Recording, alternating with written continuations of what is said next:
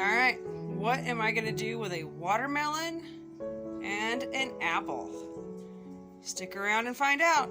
You're going to love it, and if you've got kids, they're going to love it.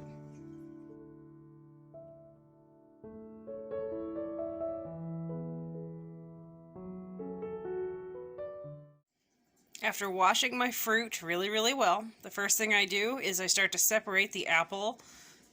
So take the skins off from the meat of the apple. If you make apple scrap jelly, you can set aside those skins and then the core for your apple scrap jelly. Otherwise, at our house, it either goes out to our goats or to the chickens. After you've got your apple peeled and cored, I put half of it in this little blender bottle. The other half is hanging out. I'm taking the watermelon meat out and off of the rind. You can save the rind and actually make pickles with it, or compost, goat treat, horse treat, cow treat, chicken treat, you name it. I'm going to be filling this up with the remainder of, after I chop this up some, anyway, the watermelon, and then we'll blend it. And we are making fruit leather. And the reason you add the apple or something that's high in pectin to your other fruit is it'll help it to solidify a little bit quicker. It's going to give it some consistency. Otherwise, it takes a bit longer with your other ones if you're just doing them on their own.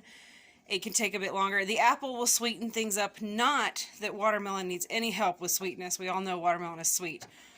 But it's just going to help give it some consistency, and it's going to give it some thickness with the pectin from the apple. So I'm going to finish chopping up this watermelon, filling this up, blending it, and then I'll show you how I pour it with my dehydrator. So you can kind of see just how much I use in the apple. It's only half the apple in the bottom. The rest is filled up with watermelon. Time to run this through the blender. This is my dehydrator. It's not one of those fancy boxes. It's just the one round one like what you can at the store. But you're going to want these trays.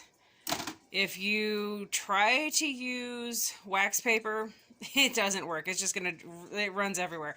So you really need these trays. They're really affordable, and Amazon has an excellent source of them. The blending is all done. Pretty good. I don't use sugar. You could use sugar if you want. You could use honey. Occasionally I'll put cinnamon in this one, but I don't feel the need for it. The fruit has enough sugar in it. And then you're just going to take it, pour it on there. You want a nice consistency, as good as you can get it. You want to make sure it doesn't run over. Now I run mine on the high for the meats and fish. This is going to take 4 to 6, sometimes even 8 hours, depending, to get this to set. And I've got it, it's right up there to the lip of that mat. And I'm just going to get it turned on. I'm actually going to do 4 trays today. It'll probably be just all watermelon. And hopefully we'll have another batch today of something else. But I don't run it at night. I don't like the risk of a fire. I've never experienced it, but I've heard that, the risk that people could have. So I don't run it at night. I run it during the day. And this is a relatively quiet model. I really like this one. And I've got a friend that has the box style. Can't remember the Heather, I can't remember the name of your dehydrator. And it's on my wish list, gosh darn it. But anyway, you can run whichever. And seems like the time though is 4 to 8 hours, 6 being the average. And when it's all done, and I didn't treat the mat, I didn't spray it, I didn't oil it. All I'm going to do is just, when it's done, I'll show you how I flex it and peel the fruit leather right off. So how are you going to know if your fruit leather is done? This first one on top, this one is grape with apple and strawberry. And you see how I can touch the top and it's still sticky and soft? That one's not done. But if I go to this one, see how it's hard? The watermelon apple one is done. So we can take that one out of there. Alright, so we're going to have my youngest, John, help us with this. Let's see, I'm trying to... Alright, so it's a little bit sticky. John, can you lift that up a little bit, buddy? Thank you. So you got your fruit leather here on the silicone. You just take it and you can just kind of grab it with your finger. And as soon as you get a part pulled up, see there? Just it'll pull up. If you get a line going, then it'll pull up. It is a big piece. What do you think? Is it good? It's not as sugary as the stuff at the store, but is it passable? No, it's a bit crunchy. It's a bit too crunchy. Okay.